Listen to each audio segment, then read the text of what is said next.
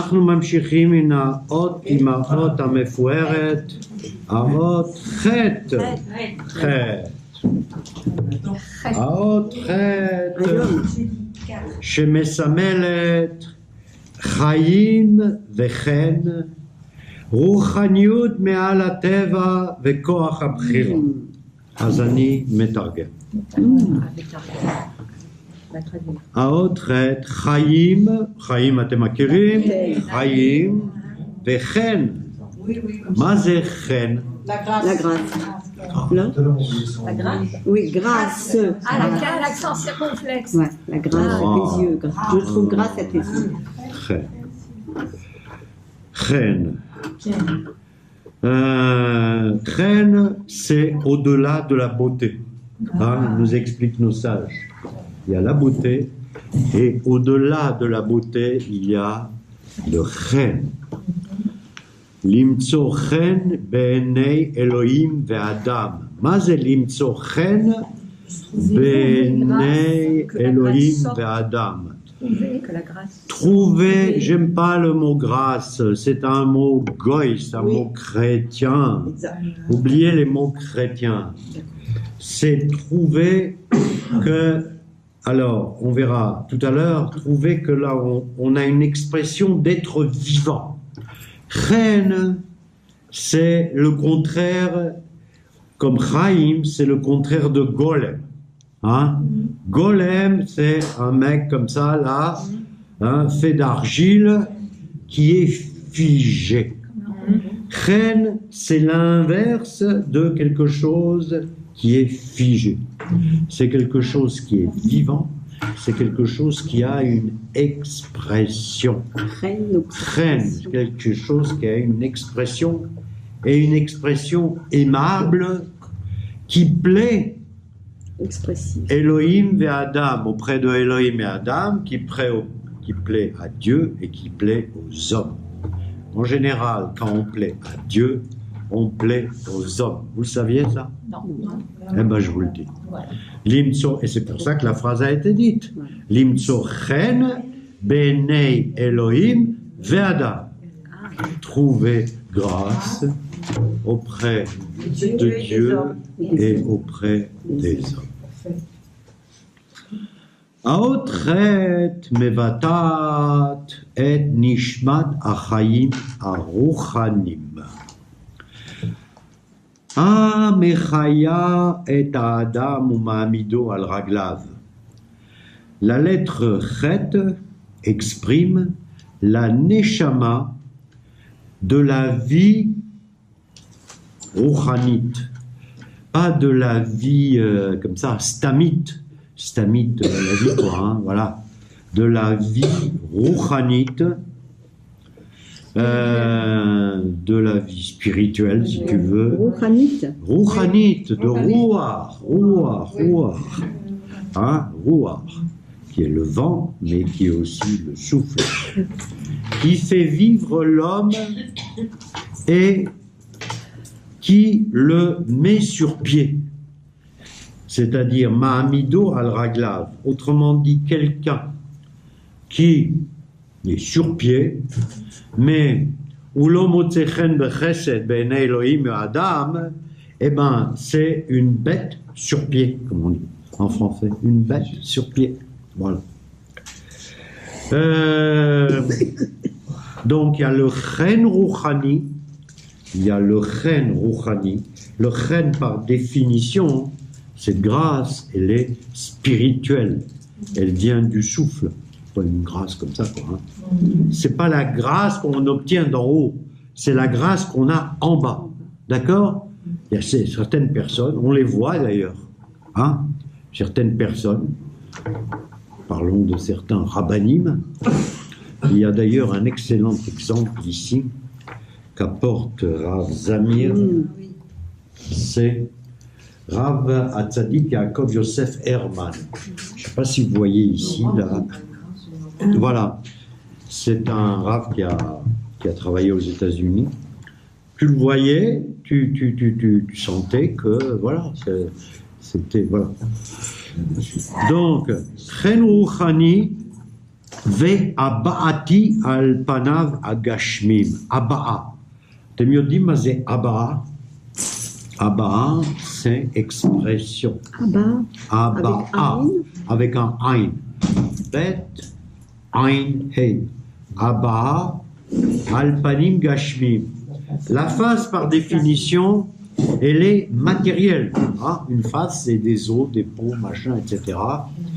Et malgré cela, il y a des personnes, quand on regarde leur face, on ne regarde pas de la chair et du sang. On voit du chen. On voit que quelque chose se dégage et ce quelque chose est agréable et on arrive à les traber à l'âme, on arrive à s'y raccrocher. Ça vous est arrivé 1000 fois de voir des gens. Pardon? La beauté intérieure. La beauté intérieure qui se reflète sur le visage. D'accord? Qui se reflète sur le visage. En règle générale, il est clair que c'est souvent l'expression des yeux. Hein? Si, souvenez-vous des nombreuses photos qu'il y avait du Rabbi Schneerson, du Rabbi de Lubavitch, je veux dire, on le regardait et on était conquis. Et on était conquis. C'était pas, bon, il était beau en plus, hein, mais c'était pas la beauté, c'était la grâce. Alors souvenez-vous, Limtso chen v'chesed b'nei Elohim ve'adam. Chen v'chesed d'ailleurs on dit, hein, cette expression-là, Limtso chen v'chesed, c'est-à-dire le chen est accompagné en général du chesed, c'est-à-dire du don, hein, du don, on donne aux autres, d'accord?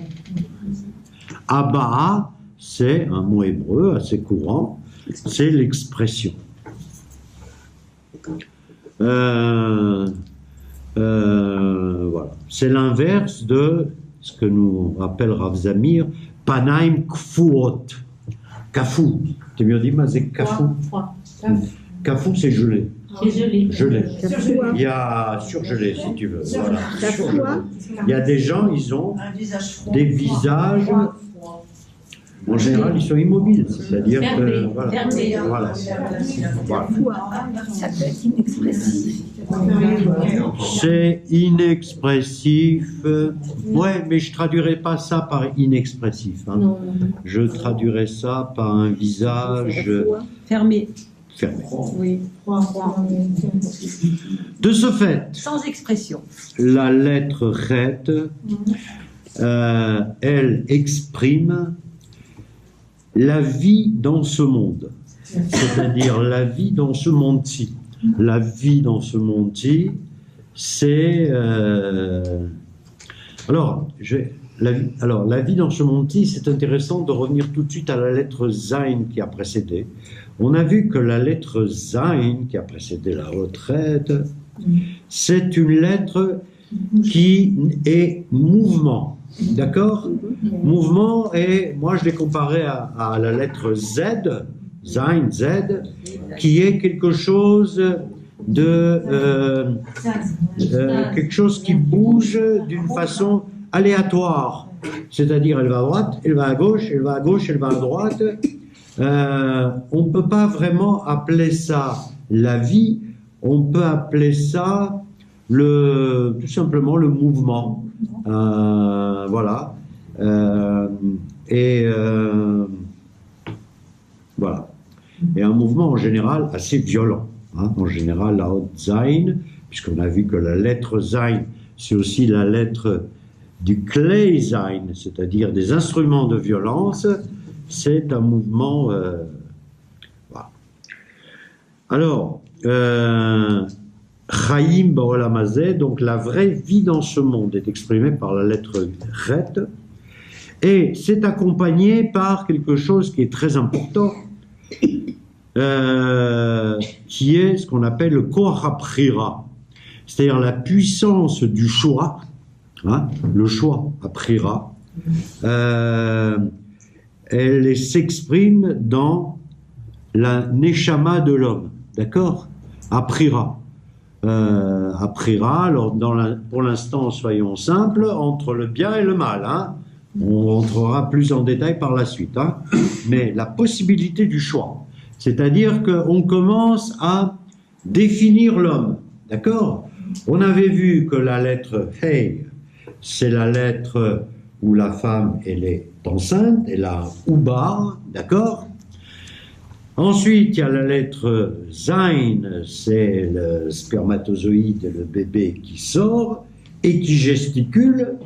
Et on attend jusqu'à la lettre Chet pour exprimer l'humanité, une forme d'humanité. D'accord?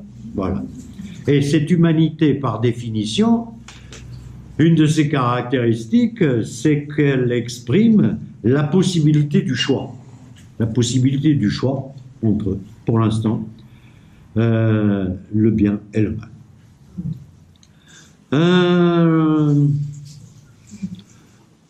On peut dire aussi que si la lettre Zain, elle s'applique au Nefesh, hein, la lettre Chet, qui est une darga au-dessus, s'applique à la Neshama.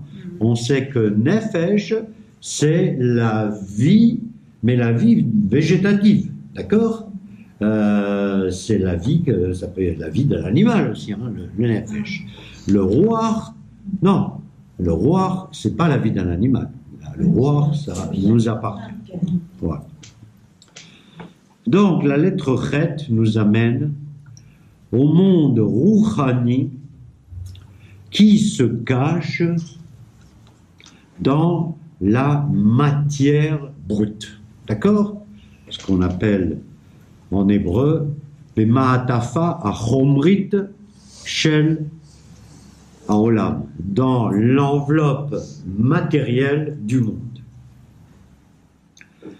Et grâce à elle, grâce à cette Neshama, grâce à cette Ma'atafa Rouhanit et non pas Chomrit, on peut marcher dans ce monde et avancer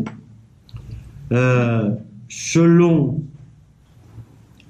une voie juste et bonne et recommandée par notre Créateur. D'accord? Créateur, il nous donne des mitzvot, il nous donne une derech hachaim, il nous donne une façon de fonctionner et de marcher.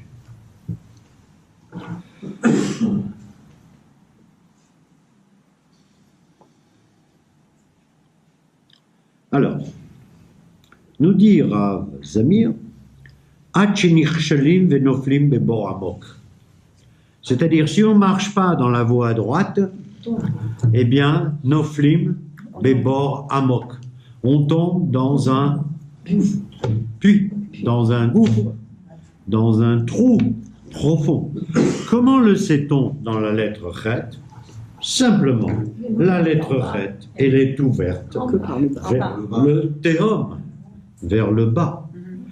La lettre Chet, on peut dire, elle ressemble à la lettre Hey, mais la lettre Hey, elle nous offre une possibilité de teshuva.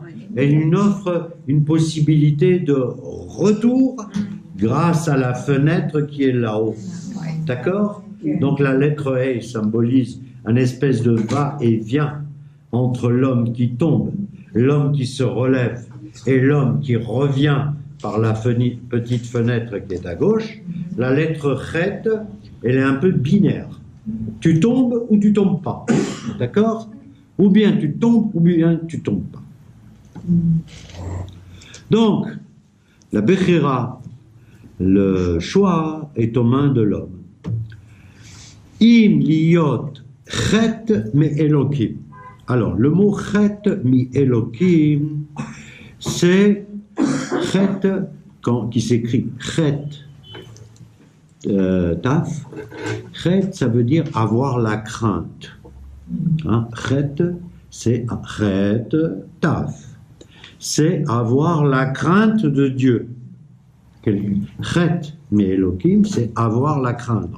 La crainte. C'est craindre, voilà. Chet mi Elohim.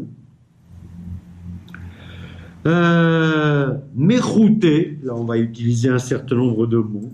Mechouté, qui s'écrit Mem Chet, Vav, Tet, Aleph, Mechouté, Mechouté Venaki. Mechouté, en fait, il y a plusieurs significations. Mechouté, avec un tête, c'est, en langage moderne, c'est quelqu'un qui est stérilisé. D'accord? C'est-à-dire, toutes les petites bêtes là, elles sont parties. D'accord? Il est stérilisé. En langage plus évolué, on dirait qu'il est tout simplement propre de toute impureté. Voilà, de toute impureté. Mechouté. D'accord? Mais le mot mechouté. Il est pur, quoi. Il est pur si tu veux. Voilà. Et C'est pas immunisé. il est, si, on peut dire qu'il est immunisé dans la mesure où il est stérilisé. Non, il n'est pas immunisé. Oui.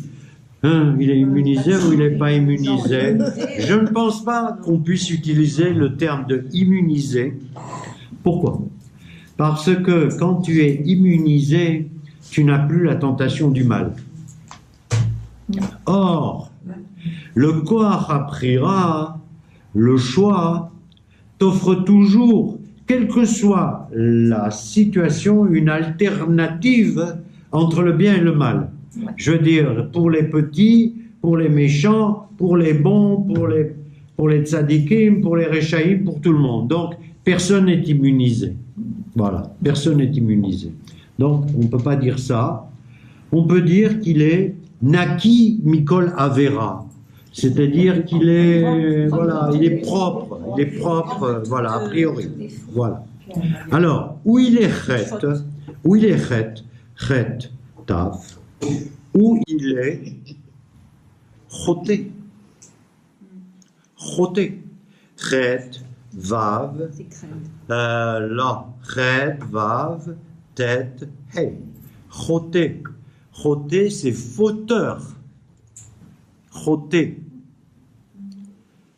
Chet, en général, le mot chet, ça exprime la faute. Hein? Quand on dit chatanu pashanu, hein? Chatanu pashanu à Kippour, ok? Le terme chet, donc vous voyez, cette lettre chet, elle est mamash à double sens. Et il faut faire très attention. Dans un cas, il y a un taf, et dans ce cas-là, c'est propre, naki, etc., stérilisé. Et de l'autre côté, avec un tête, avec un tave, il est pêcheur. Voilà. Avec, alors attendez, parce que sans mêler les pinceaux, avec un tave, à la fin, il est propre, naki. D'accord? Chet, choté, c'est avec un tête. D'accord? Il est choté ou marti. En général, quand on est choté, on est aussi marti. Marti, ça veut dire quoi? C'est-à-dire qu'il fait fauter les autres. D'accord? Donc, vous voyez l'ambivalence qu'il y a dans cette lettre chet, selon qu'on utilise la dernière lettre de l'alphabet ou selon qu'on utilise la 9e lettre de l'alphabet. D'accord? Ici, on est à la 8e lettre de l'alphabet. Si je lui joins la 9e de l'alphabet, l'homme devient choté, fauteur, pécheur. D'accord? Si je rajoute la dernière lettre de l'alphabet, la 22e lettre de l'alphabet, il devient naki de Mikol Avera, d'Avera. D'accord? Donc, oui, ma chère. Marty, c'est avec la tête aussi? Mais forcément, puisque la racine, elle est toujours, il fait pécher, il fait fauter. Donc, c'est toujours le tête. D'accord? D'ailleurs, c'est pour ça qu'elle suit quelque part, cette lettre. D'accord? Hein? La lettre tête dont on parlera, si Dieu veut, next time. La lettre tête, non, la lettre tête, c'est avant tout le tov. D'accord? Mais le tov, il y a aussi le hibour du tov. Hein? Il y a le contraire du tov. Une lettre, on a dit par définition, en général, a une signification double. Hein? Une signification positive et une signification négative. Et là, on le voit d'une façon extrêmement brillante et évidente dans la lettre Chet. C'est pour ça que la lettre Chet, elle s'applique, qui est une lettre forte, hein, forte. Il y a les lettres plus faibles et les lettres plus fortes. Quand je dis hey, on avait vu, c'est une lettre douce, nana, on ne va pas prendre la lettre hey pour prononcer des choses dures, lourdes, d'accord? Par contre, la lettre Chet, qui se prononce avec la jota espagnole, hein, que beaucoup de gens, surtout des ressortissants de Tunis, ont du mal à prononcer, ils utilisent le resh pour dire le Chet, voilà, mais ça devient de plus en plus rare. Donc, la lettre Chet, elle démarre des mots qui ont une action forte. Par exemple, chom, chaleur, elle est extrême. Ritour, couper. Hein, couper, c'est un mot. Hein. Ra. C'est ra. Mauvais. J'adore. Tu viens d'illustrer de façon brillante et nous t'en remercions. Ce que je viens de dire il y a 2 minutes, qui est... J'ai toujours dit mais je t'aime bien quand même. Oui, mais moi aussi, mais j'ai toujours dit ça. C'est ra. Jean-Louis aussi. Ra. Avec un rêche. Ra. Racha. Le méchant. Stop. Donc, magnifique. Là, ça ne pouvait pas mieux tomber. Alors, Chosek, la force. Hein?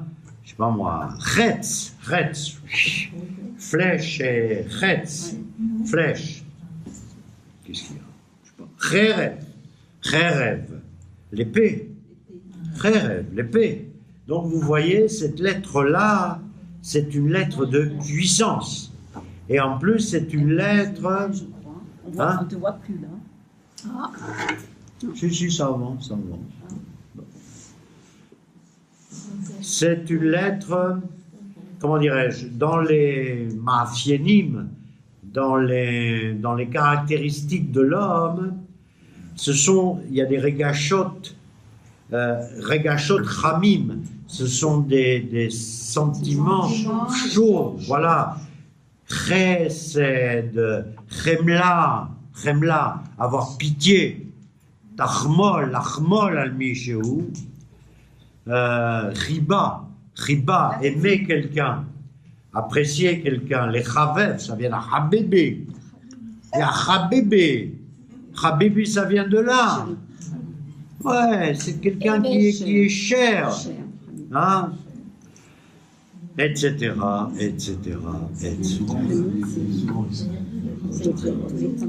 Alors, sentiment fort, action forte.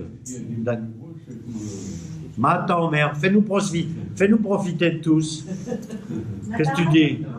Je veux dire, il y a des mots en hébreu, c'est comme on parlait un petit peu en arabe. Bah, évidemment.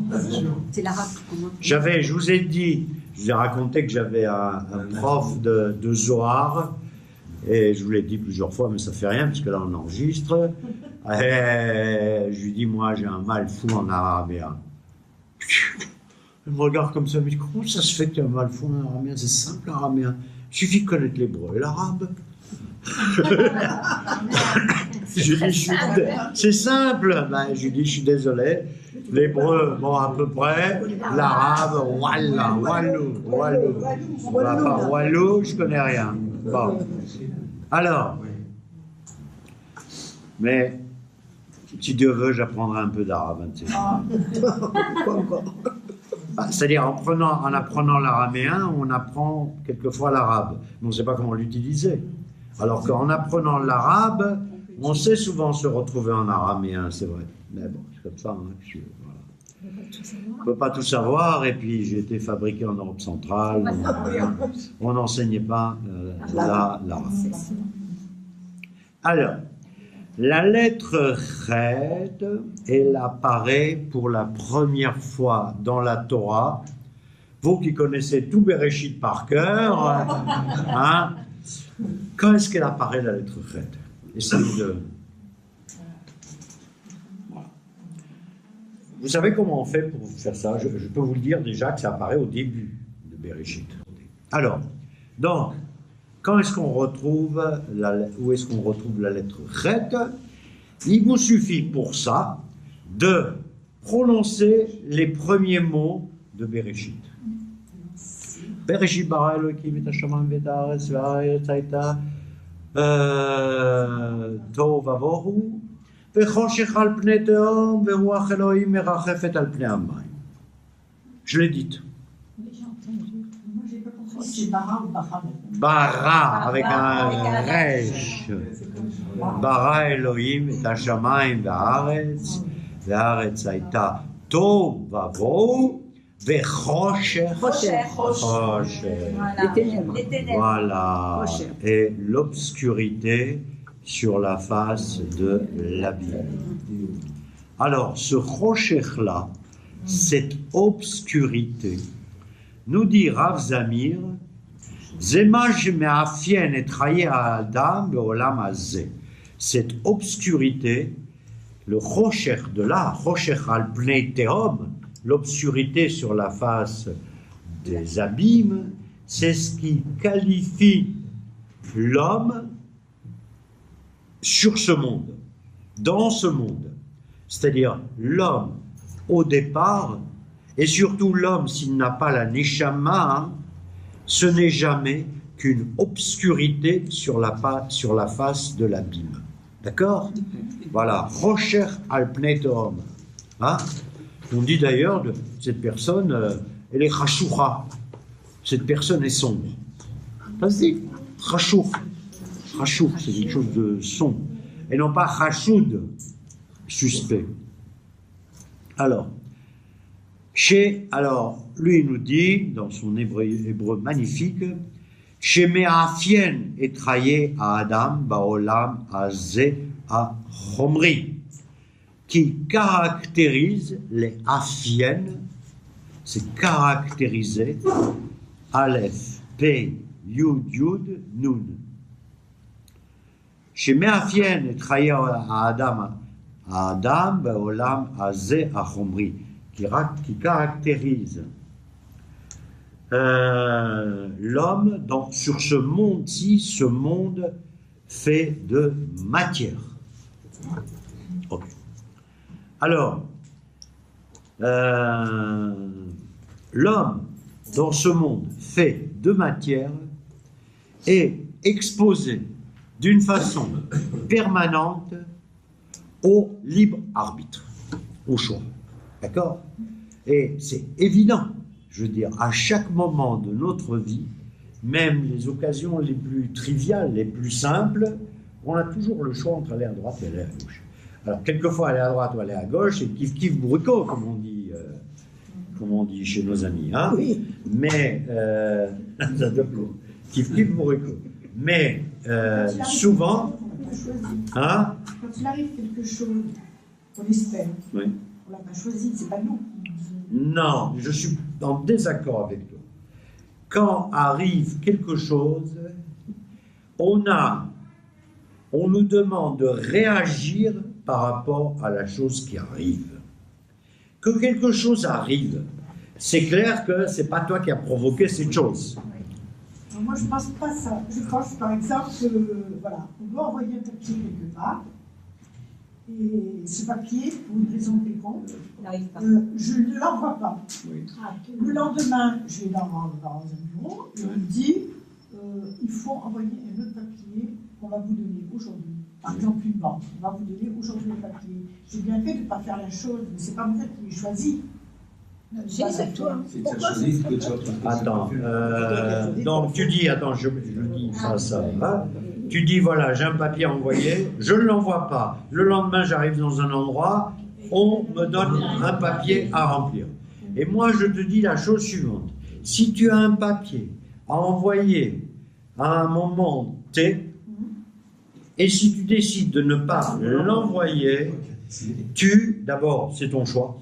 Et ensuite, en règle générale, tu te plantes.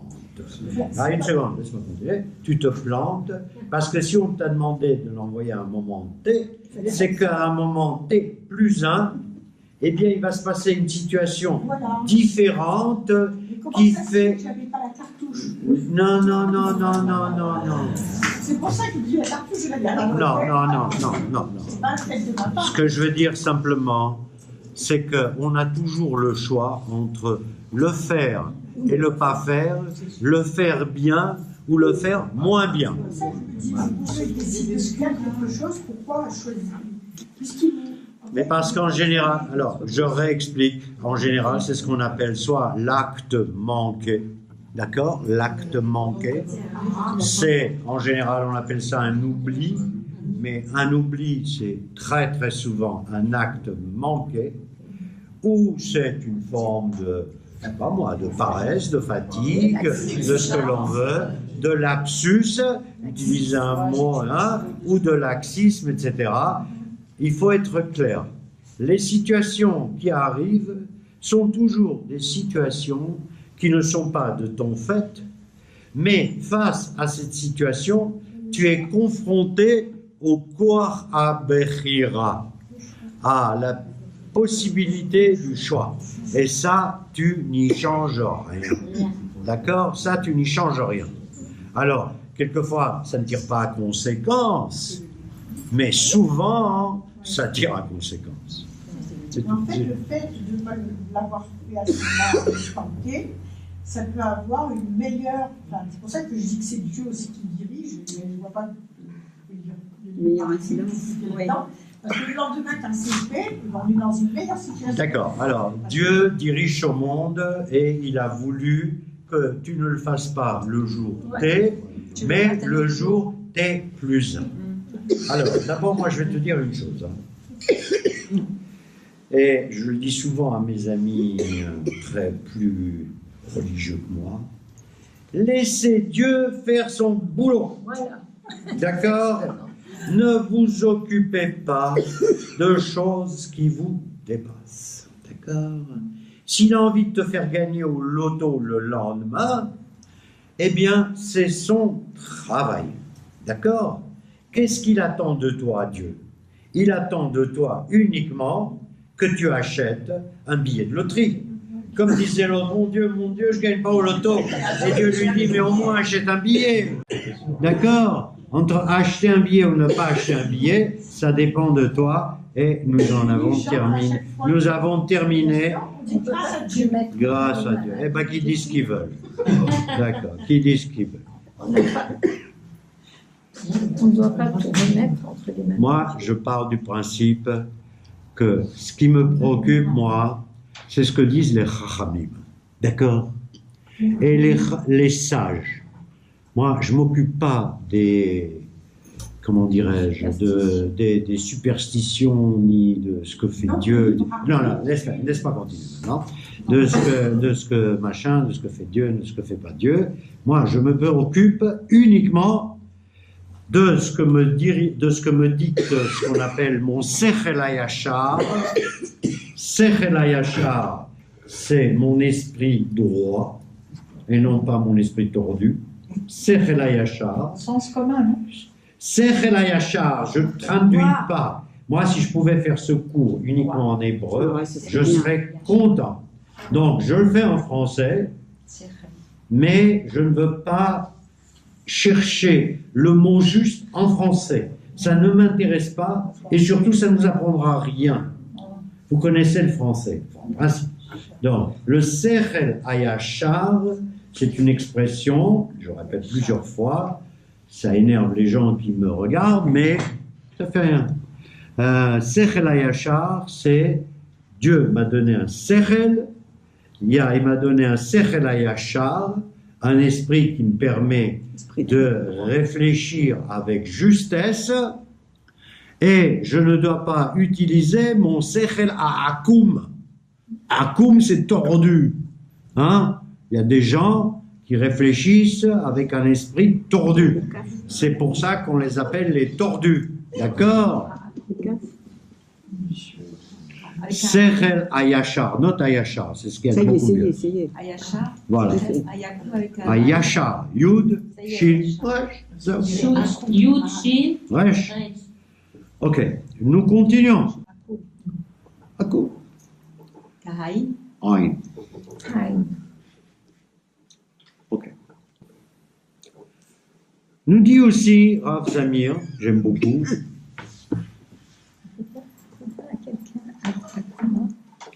Atakuma. Tu dis ce que tu veux, hein? Mais ça. Non, ça. En adjectif Akuma, non. On ne dit pas à quelqu'un Akuma, mais on dit à Routazé ou Akum. Ce fil-là, voilà, ce fil-là, il est tordu. D'accord. Non, dire à quelqu'un qu'il est tordu, Akuma, non. Il comprendra ou pas? Non. Mais enfin, tu peux lui dire si tu veux. Hein. Oui, Après tout, nous sommes tous là pour enrichir la langue hébraïque. Hein? Donc, il n'y a pas de raison que ce soit uniquement les savants qui enrichissent la langue hébraïque. Nous, en tant que Français, on enrichit la langue hébraïque en disant Akuma, tu es tordu. J'avais un boss comme ça il y a quelques années ici en Israël et je l'énervais beaucoup. Voilà. Et il me dit Lévi ou Alex, j'en ai ras-le-bol. C'est vrai que tu parles hébreu, mais tu penses français. Et ton hébreu, c'est jamais qu'une traduction mentale du français. Et il avait raison. Et d'ailleurs, je me suis efforcé, au fil des années, de réfléchir de moins en moins en français pour m'exprimer en hébreu. C'est très difficile, ça. Hein? Voilà, c'est très difficile. Regarde, qu'est-ce que tu dis? Quand tu rêves en hébreu. Cela dit, comment dit ton rêve? Alors, ça vient aussi avec un ok. Et Chamor avec un.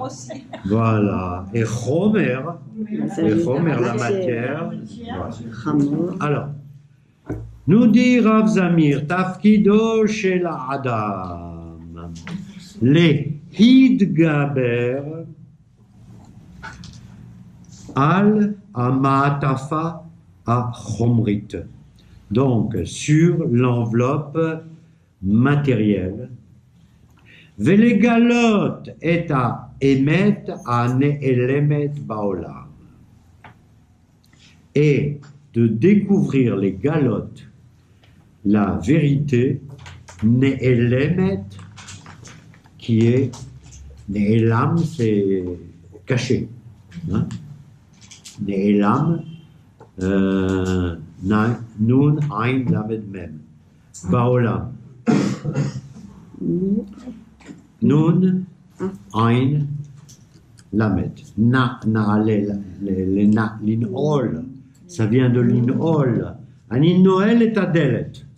Hein, l'inol. Manoul. Verrouillé. Oui, manoul, c'est un verrou. Manoul. C'est comme un na'alaim. Na'alaim, tu fermes les na'alaim. Le lacet. Intéressant ce que tu dis, Cathy. Mais je ne pense pas. Parce que peut-être tu as raison, peut-être que dans le temps, effectivement, les chaussures ne tenaient que grâce à des lacets. C'est possible. C'est vrai qu'on dit les sandales tanachiques. Une sandale tanachique, effectivement, c'était quoi? Oui, dis-moi peut-être. Une sandale tanachique, c'était un bout un bout de corde, oui, ou de la corde, ou de la peau, comment on dit ça, de la peau séchée, hein, de la peau séchée, du cuir quoi, appelons ça, hein, bout de cuir, et on mettait des machins, et on faisait, c'est possible, je ne sais pas. Linol, Naal, Ne'elam, Man'oul, Ne'elam, disparu, verrouillé, d'accord? Voilà. Donc, de découvrir la vérité cachée. D'accord? La vérité cachée. Donc, encore une fois, alors, évidemment, Rav Zamir Cohen est un Harav, et par définition, il se doit de rajouter Aemet aneelemet baolam ou mitgalet l'école mevakshea batora, et qui se découvre à tous ceux qui la recherchent dans la Torah. C'est son boulot de dire ça. D'accord? Il est rabbin. Donc il dit, si vous voulez trouver la vérité, vous étudiez la Torah, vous allez trouver la vérité. D'accord. Cède. Il a raison, et j'ai raison. C'est-à-dire que, ce qu'on disait, le Sechel Hayashar, l'homme a été, comment dirais-je, il y a la Torah, il y a le Derech Eretz, et il y a le Sechel. D'accord? On dit, enfin, certains disent que si l'homme a été créé à l'image de Dieu, c'est-à-dire qu'il a reçu deux choses que possède Dieu. Il a reçu d'abord le Chofesh Bechira, c'est-à-dire le libre arbitre, et il a reçu le Sechel. Il a reçu le Sechel, la possibilité de réfléchir. D'accord? Il a reçu la Chokhma. D'accord? Oui? Qu'est-ce que tu veux dire, Hana? Tout le monde l'a pas. Tout le monde l'a pas. Hana nous dit que tout le monde n'a pas la Chokhma. Je ne suis pas d'accord. Je pense que tout le monde a la Chokhma. Hein? À partir, chacun à son niveau, chacun avec une vie d'effort pour l'acquérir. Hein? La Chokhma, c'est pas seulement la Chokhma intellectuelle. La Chokhma, c'est l'intelligence qui vient souvent de l'expérience de vie. D'accord? Qui vient de l'expérience de vie. Et l'expérience de vie fait que tu acquiers au fil des années un savoir qui te dit ça je fais, ça je fais pas. L'évolution. Pardon? Ça s'appelle l'intelligence pratique, parce qu'il y a trois intelligences. L'intelligence intuitive, Oui. l'intelligence logique et l'intelligence pratique. Attends, je répète, intelligence logique, intuitive et pratique. Oui. Pratique, c'est ce que tout le monde devrait avoir. Moi, la pratique, l'intelligence pratique, celle du professionnalisme. L'expérience. Après, il y a celle de la logique. Après, ceux des intuitifs, ceux qui sont beaucoup plus élevés en intuitif. Toi, tu places l'intuition au-delà de la logique. L'intuitif, c'est que tu prends un élève qui est dans une classe, qui n'a pas encore étudié le cours de maths et qui va dire au prof, ben, il va continuer à le développer. Donc c'est l'intuitif. L'intelligence logique, c'est tout ce qui, comme le mot l'indique, la logique, et tout le monde ne l'a pas. Quand je parle de logique, c'est avec un grand L. C'est la logique que... J'entends bien. Et après, l'intelligence pratique, c'est L'expérience. c'est ceux qui savent, ils savent que pour visser, il faut faire comme ça, que tu n'as pas de machine pour faire ça. Parce qu'il a appris. Ça, c'est l'intelligence pratique. Ouais, moi, j'appellerais ça plutôt l'intelligence de la mémoire. Oui, si tu veux. De la mémoire. C'est-à-dire que quand on a appris à faire Oui, comme non, ça... On Bien. se souvient. Alors, moi, je suis d'accord, mais... L'ensemble des intelligences, c'est ça. D'accord, mais je suis... Neurolinguistique, c'est ça. D'accord, j'achète. J'achète surtout, effectivement, que l'intelligence intuitive, c'est quelque part le sommet. Je suis assez d'accord.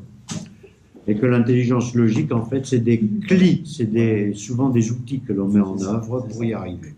Alors, mais qu'est-ce que nous dit Rav Zamir? Il nous dit, la Chorma, tu vas dans la Torah et tu le trouves.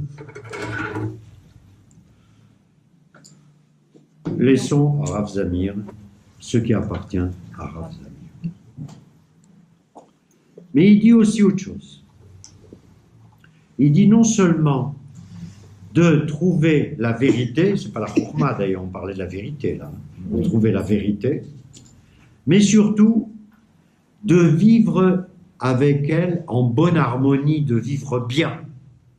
En fait, je pense que c'est encore plus important, hein, c'est-à-dire celui, l'iriot al-pia, chaim amitim tovim ou meusharim, une vie bonne et voilà, meusharim. Donc, harmonieuse, meushar. Ok, donc on dit voilà, on revient Rocher al pnei teom, il y a l'obscurité, stade premier, qui est au-dessus de l'abîme, Rocher al pnei teom, et tout de suite on dit Veruach Elohim merachefet al pnei hamayim, et le souffle divin, il plane à la surface des eaux. On sent qu'il y a une espèce de solution qui s'approche là, hein? Ok, un descriptif, Rocher, mais Ruach Elohim merachefet al pnei hamayim. Nous allons changer de nocé, c'est de sujet, sur la lettre Chet, et on va parler de sa forme. Alors, la lettre Chet est là des raglaim zkufot, des jambes droites, zkufot, pas pliées, droites, zkufot. T'as un mode zakouf. Hein? Moi, Annie, elle me dit tout le temps, tiens-toi droit. Voilà. Un mode zakouf. Tiens-toi droit. Or là, on ne parle que des jambes. D'accord? Alors, lettre Chet, une jambe, deux jambes. Alors,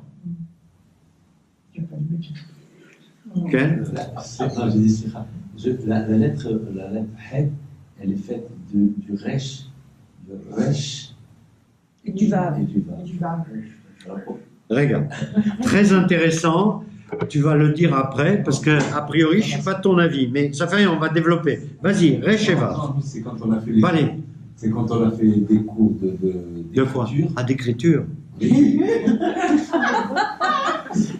Non, on nous a expliqué que la lettre Chet, elle est faite c'est la composition du Resh et du Vav. Alors, ma question est... Voilà.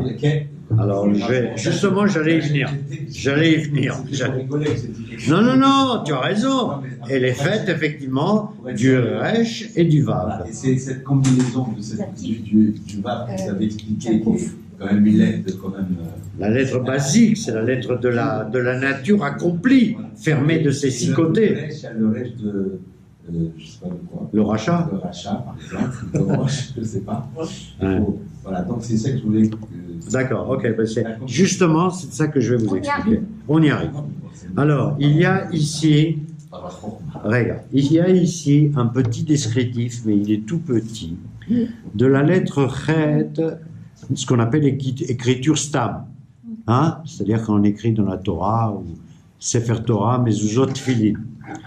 Alors, quand on regarde, je devrais prendre du papier, ou s'il y avait un tableau, bon, donc la lettre Chet nous dit toujours Rav Zamir, Cohen, non, c'est pas fait de Resh et de Vav, c'est fait de Zain et un autre Zain Et entre les deux, il y a un petit triangle. Ça, c'est dans l'écriture des lettres. T'as vu?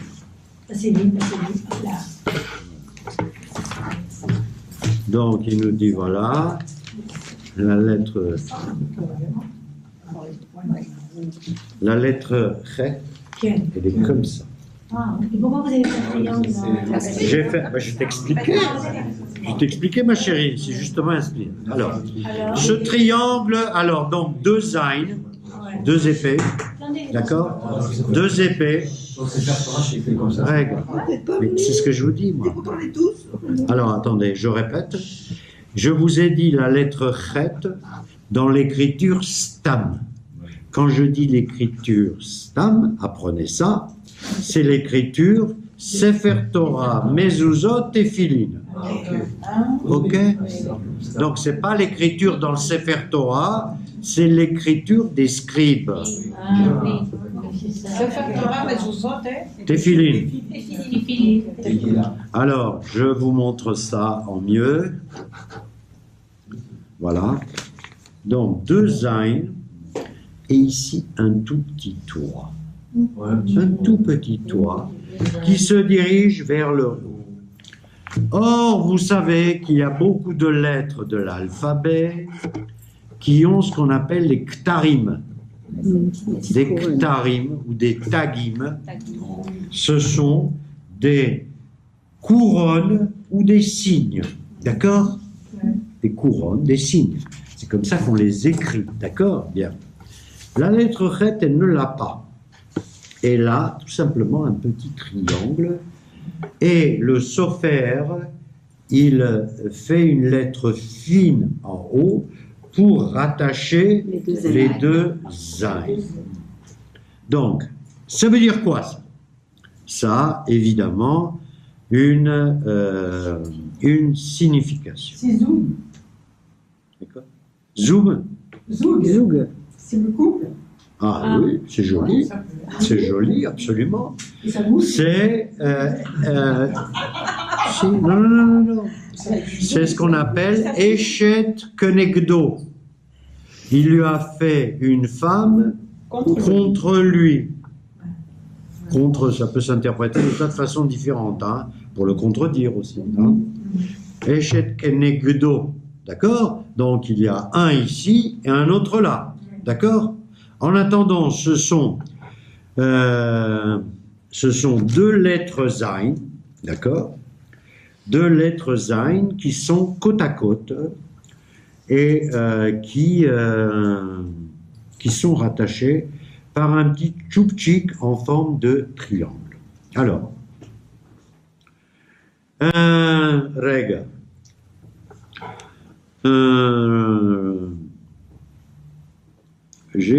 Avant de vous parler de ça, il y avait une ou deux autres choses que j'ai nommées, mais je vais revenir à la forme de la lettre zayn.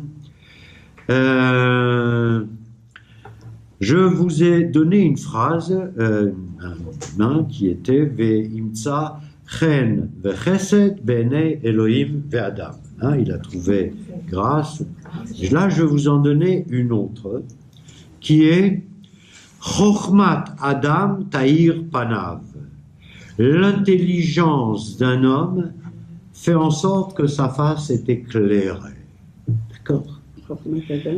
Tahir, ça vient de or, Panav, la face, sa face. D'accord?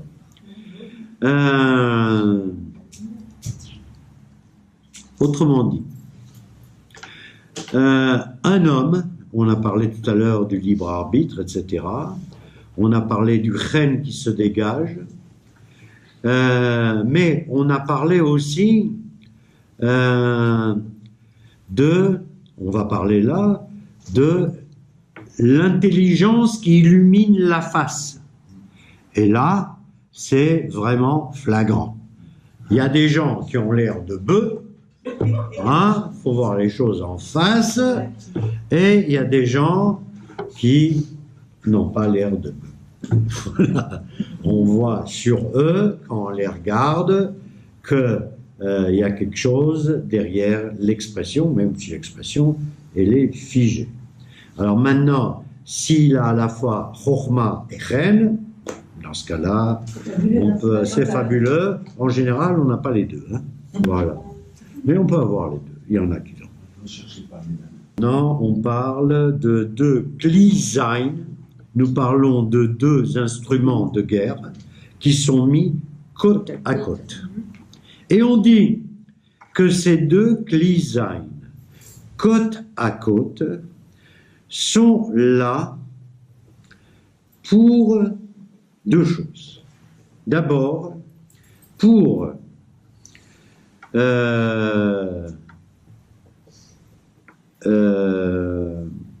les Natseach et Ta'avat Aguf, pour combattre les pulsions du corps matériel. On a besoin de deux Klizain, pas d'un seul, de deux. D'accord? Pour arriver à un certain degré, rappelez-vous, on a parlé de Chet, donc servir Hachem, et de Chata, et de fauter. D'accord? Donc, le libre arbitre qui nous est donné, c'est en fait, on a besoin d'outils. Et ces outils, ce sont deux épées, d'accord, qui sont antagonistes. Hein? C'est-à-dire l'une qui va vers le bien, l'autre qui va vers le mal, et on a besoin des deux pour essayer de nous surpasser, pour aller dans un sens chiyuvi, dans un sens positif. D'accord? Alors, et comment on le sait ça? On le sait grâce à ce petit triangle qui ferme les deux Klizain. Et là, on dit qu'en fait, la lettre Chet, ce n'est pas un Resh et un Vav, c'est un Zain plus un Zain. Ou alors, ça pourrait être un Zain plus un Vav. On peut aussi, il y a des Sofrei Stam, des scribes. Il y a deux chitotes pour écrire la lettre Chet. Soit tu fais Zain et un autre Zain et tu mets un tchouptik dessus, soit tu fais Zain et tu fais un Vav, qui est la lettre de la nature accomplie, et l'autre Zain, la lettre du combat, et tu mets toujours un tchouptik dessus. D'accord? Donc, c'est soit une progression entre la nature et la nature en mouvement, hein, nature plus mouvement, mais les deux sont là pour avoir une dimension supérieure. D'accord? C'est ça la grande idée. Hein? Ça, c'est vrai que là, j'ai appris vraiment quelque chose dans ce livre de Rav Zamir. Il dit Shnei kochot menugadim, deux forces antagonistes, metsuyadim beklei zeinam, qui chacun possède leur épée. Il y a le chomer vers le ruach, hein? Le chomer, la matérialité vers la spiritualité, d'accord? Et cette confrontation-là, ce sont comme deux guerriers qui sont là face à face, d'accord? Et qu'à un certain moment, pour que tu sois sorte gagnant de ça, eh bien, il est nécessaire de te donner cette indication en forme de triangle qui pointe très carrément vers le ciel. Elle n'a pas de, la lettre Chet n'a pas de keter, c'est-à-dire on n'est pas là pour lui donner des couronnes. On est là pour lui assigner un objectif. L'objectif, c'est, quelles que soient les passions qui s'entrechoquent en toi, tu es là pour t'élever. T'élever. Alors, il y en a qui disent vers Dieu, il y en a qui disent pour être un homme bon, il y en a qui disent ce qu'ils veulent. D'accord? Alors, Et Rav Zamir nous dit, Asher Eina Meugelet El Amatzbia Kachetz Kalpei Mala, qui n'est pas arrondi, ce V-là, elle n'est pas arrondie, elle indique comme une flèche, elle se dirige comme une flèche vers le haut, d'accord? Vers le haut, qui est Mekor HaChaim, qui est la source du monde, hein, la source de la vie, hein, voilà. Donc c'est pour ça que là il rapporte ce que nous avons dit tout à l'heure, autrement dit qu'elle est ouverte en bas, et comme elle est ouverte en bas, eh bien la vie est un mouvement perpétuel, lutte entre voilà, la droite et la gauche pour s'élever. Sinon, tu te casses la gueule. Voilà.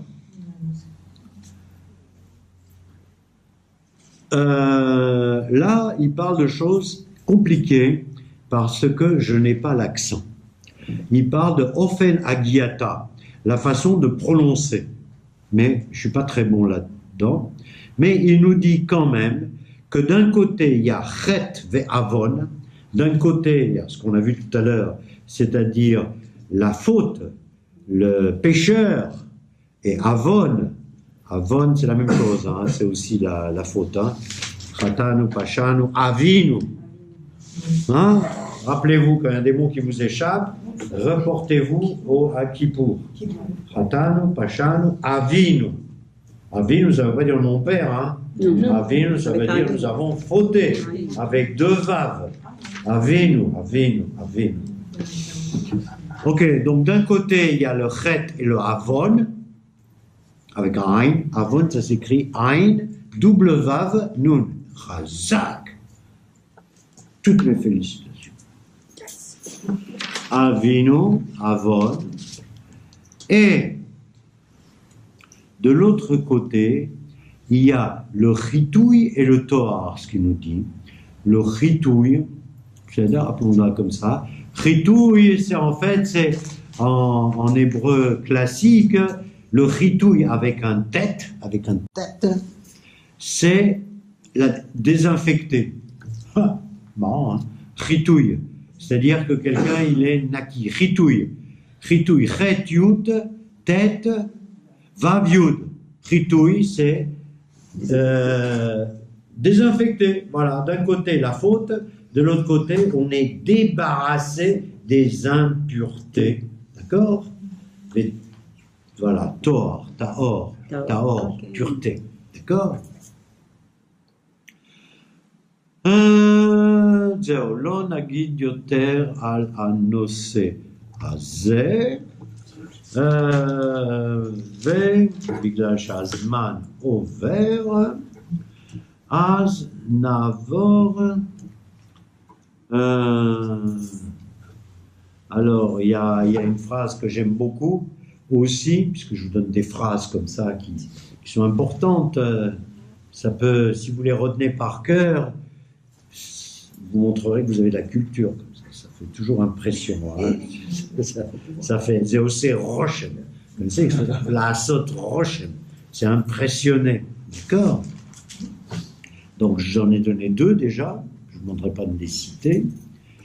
Il y a d'abord dans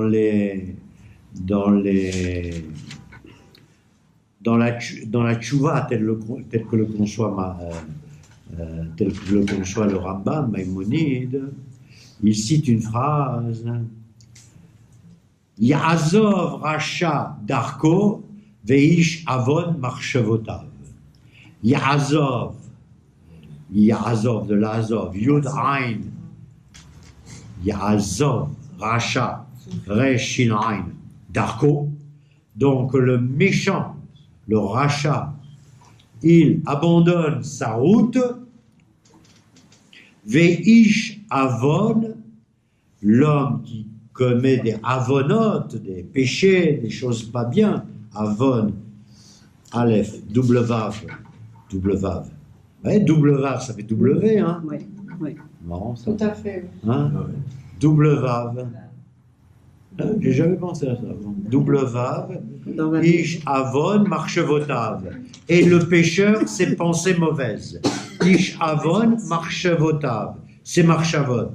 Donc l'objectif, c'est que le rachat, il oublie sa mauvaise route et que Ish avon, le pécheur, il oublie ses pensées mauvaises. C'est-à-dire que le rachat, il est, comment on sait que quelqu'un est rachat? Quand il fait des maasim raïm. Alors, il y a des rechaïm. Alors, les rechaïm, en général, c'est des mecs qui font des choses pas bien. D'accord? On les reconnaît. Reconnaître un rachat, c'est facile. Hein? Il fait tout le travers. D'accord? Bien. Ishavon, c'est plus subtil. C'est un mec qui a des pensées qui lui trottent dans la tête. Des mauvaises pensées. D'accord? Plus difficile à voir. Ish avon marchevotav. Donc, le rachat, il doit laisser tomber ses mauvaises actions, d'arco, son derrière, ve ish avon marchevotav. Et le tordu de la tête, c'est marchavot. Nous continuons.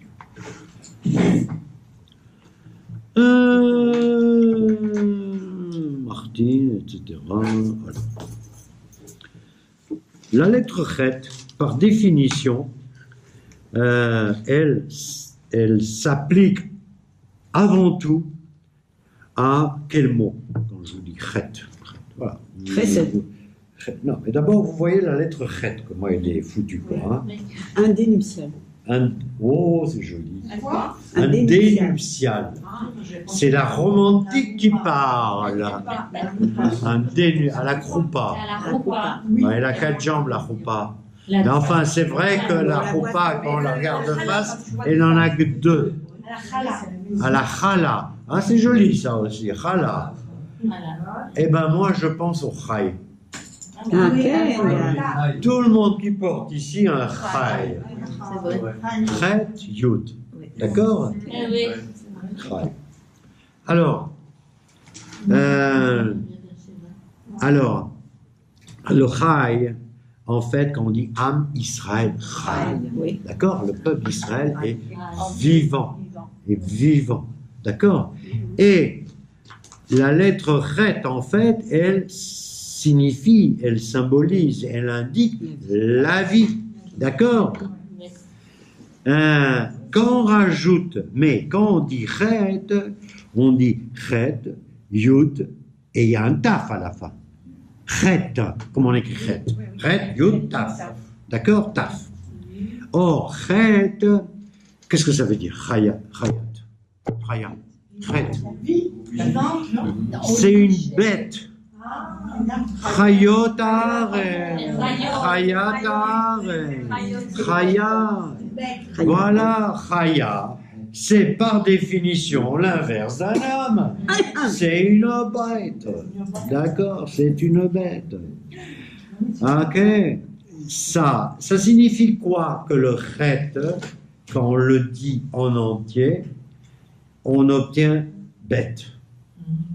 Ça veut dire tout simplement que le chet, c'est chaya, c'est une bête, quand on le dit en entier. Le chet, c'est pas un homme, c'est un animal, avec tout ce qu'un animal comporte. Elle comporte 2 choses, un animal. Un animal comporte 2 choses. Elle comporte la vitalité, la vie, chaya, chaya. Elle comporte le nefesh. Nefesh. Elle a quelque chose qui le fait vivre. D'accord? Voilà, bien. Or, c'est pour ça qu'on dit chayat haaretz. D'accord? Alors, maintenant, si on n'avait pas dit tout ce qu'on a dit auparavant, d'accord? Le chofesh bechira, la lutte entre le Yetzirah et le Yetziratov, le fait qu'in fine on a une neshama, Le fait que Chokhmat Adam Tahir Panav, l'intelligence de l'homme, elle éclaire sa face. On a dit Limtsa Chen Vechesed Benei Elohim Ve'adam, etc. On serait quoi? On serait une chaya, un animal. D'accord? Bon, on serait un animal. Ok? On serait un animal avec les migbalot, avec les frontières qui se rattachent à l'animal. D'accord? Alors, on serait un être praï. On serait ce qu'on appelle un péré Adam. C'est quoi un péré Adam? Et qui a-t-on qualifié en premier de péré Adam? Un sous-homme. J'ai pas dit sous-homme. Péré, ça ne signifie pas sous. Praï, ça signifie il y a un côté de violence. Praï. C'est un côté sauvage. Une bête sauvage. Bête sauvage. Une bête sauvage, c'est pas une bête méchante. C'est une bête sauvage qui suit ses instincts. Ok? Chayat, chaya, praït, par définition. Un loup, un lion dans la savane, ça n'a rien de méchant. Hein? Voilà, il a besoin de bouffer. Bien. Mais, on a dit dans la Torah, dans la paracha, toujours Bereshit, on a qualifié quelqu'un de péré, c'est pas dans la paracha Bereshit, plus tard, on l'a qualifié de péré Adam.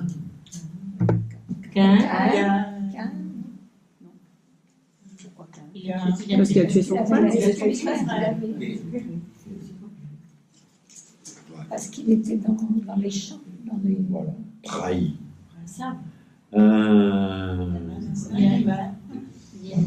Donc, péré Adam, c'est un homme qui a fondamentalement en lui un instinct sauvage. On peut parler des saves, on peut parler d'Ishmaël aussi. On peut parler de Adam. On peut parler des saves. Quoique les saves, je ne sais pas, on peut parler d'Ishmaël. D'accord? Le côté trahi. D'accord? On pourrait même parler de Ham. De Ham, donc le troisième fils de Noach, qui s'est livré à des choses pas sympas, etc. Il y a des hommes qui sont des péréadas. Donc, il y a des gens qui ont un côté praï. Pas fruitaire, pas de prière. Pas pris, hein. De praï. Alephiod. On peut dire qu'ils sont idolâtres. Non, pourquoi tu veux qu'il soit idolâtre? En général, un péréadam, il a un instinct de violence. Un assassin. Voilà, un assassin, il assassine. Quoique, un assassin, même, il a besoin de raison pour assassiner. D'accord? Nous, on ne s'intéresse pas à cela. Nous, on s'intéresse à ceux qui sont soit qui craignent Dieu, soit ceux qui sont chotim, ou ceux qui fautent. C'est à ça. Quelqu'un qui est père et Adam, qui a un côté, comment dirais-je, chayati. C'est pour ça qu'animal en lui, à la limite, on ne peut même pas lui en vouloir. C'est ça la conclusion à laquelle je voulais arriver à ce stade. Quelqu'un qui est chayati, c'est au fond de lui, d'accord? C'est sa nature profonde. Il y a des gens qui savent, à la limite c'est une grande mahala aussi, c'est une grande madriga, parce qu'il y a des gens qui savent assujettir ce côté praï, sauvage, et le mettre au service du bien et de Hachem. Nos plus grands chachamim de la Torah, au départ, Rabbi Akiva, par exemple, son grand truc dans la vie, vous savez ce que c'était son grand truc dans la vie à Rabbi Akiva, avant qu'il rencontre sa femme et atteigne l'âge de 40 ans? Son grand truc dans la vie, c'était de trouver une mâchoire d'âne pour casser la tête des Chachamim. Des Chachamim. Casser les mâchoires ou un côte d'âne pour taper sur les Chachamim. C'est comme ça. Eh bien, il avait en lui, avant tout quoi? Il avait une force. Alors, c'était une force destructrice et il a su canaliser cette force pour devenir le plus grand sage que le Talmud ait connu. D'accord? Donc, ok, bien. Voilà. Resh Lakish, absolument. Voilà, je répète ce que tu dis. Resh Lakish était un grand voyou, était un brigand qui détroussait les gens. Ok. Parce qu'ils ont pris conscience de la vérité. Je ne sais pas ce qu'ils ont pris, ce qu'ils n'ont pas pris. Je ne sais pas ce qu'ils ont mangé, ce qu'ils n'ont pas mangé. Je sais en tout cas qu'il y a des gens qui savent transformer un Yetzerara en un Yetzeratov extrêmement important. Alors maintenant, je veux parler rapidement du Erech HaMispari, de la valeur numérique de la lettre Chet. La lettre Chet, c'est donc le 8, Shmoné. Quand on essaye dans notre littérature rabbinique, et thoraïque, etc., de trouver des symboliques de la lettre Shmoné, on en trouve, mais pas tellement. Citez-moi quelques-unes. La Mila. C'est-à-dire, on va dire un mot, autre chose. Hanouka. 8. Shmini Atzeret. Shmini Atzeret. Le 8e jour qui clôt complètement Pessah, etc., où tout est scellé. Alors parlons de la Mila. La Brit Mila, absolument. La Brit Mila au 8e jour. Alors ça, c'est d'une simplicité enfantine. La Brit Mila, l'enfant naît, il a une kékette qui est un Chomer Gelem, qui est une forme matérielle, hein, voilà, charnelle, matérielle. On décide que le 8e jour, on lui adjoint, eh bien, une forme spirituelle, tout simplement. Voilà, que jusque-là, il est un nefesh, ensuite il sera un nefesh avec une neshama. Non, pas shoot. Donc ceux qui veulent nous empêcher d'opérer la Brit Mila, bon, c'est pas très très bien. Hein? Bon. Il y a Chanoukat à Mishkan. Chanoukat à Mishkan, c'est l'inauguration du temple. Il y a Shmini Atzeret, de 8e jour de Atzeret à Simchat Torah. Quand on est en Israël aussi, on fait 8 jours. C'est-à-dire, mais on ne s'occupe pas. Le Shmini en Israël, ça ne s'appelle pas Simchat Torah. Tu sais ça? C'est Shmini Atzeret. Israël, Simchat Torah, c'est en Galout. D'accord?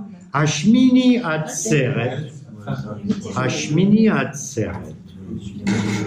Moi, j'ai dit la Brit Mila. Oui, bon, ça y est, on l'a passé. Ça y est, on l'a dit, la Brit Mila. Là, c'est après Ça a été vite passé. Il y a Shmini Atzeret.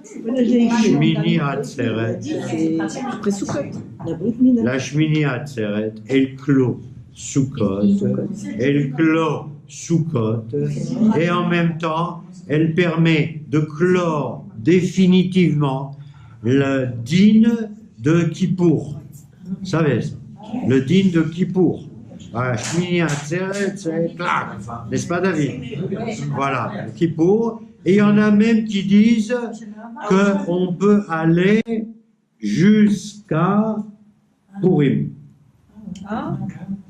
Parce que Purim, Kippourim, comment Purim, Kippourim. C'est mon Rav qui m'avait dit ça. Voilà, je ne l'ai pas inventé. Purim, parce que c'est Kippurim pour Kippurim. Il m'a dit, si tu as encore du temps jusqu'à Kippurim, eh ben voilà, tu as encore du temps de te rattraper jusqu'à Kippurim. Alors, comme on n'a plus beaucoup de temps, et qu'il y a encore plein de choses à dire, alors, 8, voilà. Alors, on va dire pour clore, on va parler de Aot Chet Shebeshem Adam, la lettre Chet qui est dans le nom de l'homme. Hein? Alors, il y a plein de noms comme ça qui commencent par Chet. Qu'est-ce qu'il y a? Chana, Chaza, Chen, Chaim,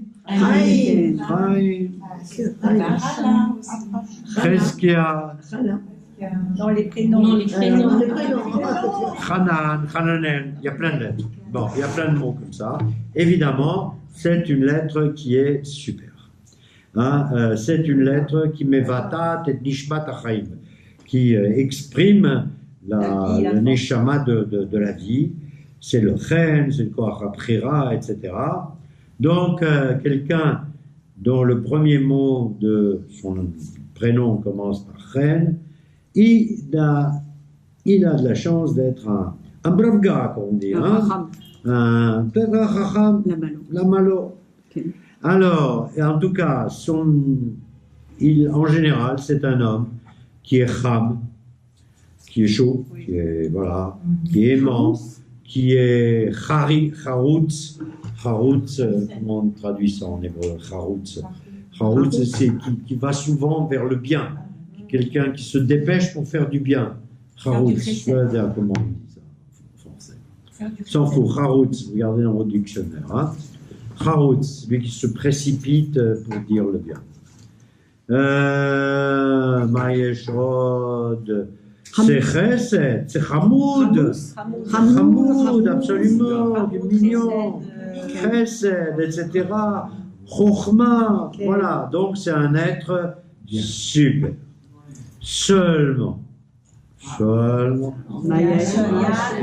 n'oublions pas que les deux klizaïn qui se bagarrent l'un contre l'autre. Vous vous souvenez? Mais tu sais, c'est comme Rivka qui portait des jumeaux et Esav qui voulait s'arrêter vers les Bnei Boshet, qui voulait, voilà, Yaakov qui voulait s'arrêter vers le Beth Midrash, etc. Il y a la lutte madmedet, la lutte constante entre le Yetzeratov et le Yetzerara. C'est-à-dire, chapeau, c'est-à-dire. Mais ça, c'est la finalité, ça. C'est la finalité. In fine, tu sais que quelqu'un qui porte dans son nom, enfin non, dans la première lettre de son prénom, commence par Chet, il est soumis à des luttes intérieures. C'est ça qu'il faut savoir. Le gars qui s'appelle Chaim, la femme qui s'appelle Chana, ou Chaya, elle est soumise toujours à l'intérieur d'elle-même entre des kochot menougadim, entre des fautes qui s'affrontent l'une l'autre, et quand un petit garçon porte ce nom, il faut être très circonspect, très zahir. D'accord? On sait qu'il a du potentiel, mais on sait aussi qu'il y a une lutte interne. D'accord? Donc, messieurs, mesdames, à bon entendeur, salut. Oh là là, c'est top.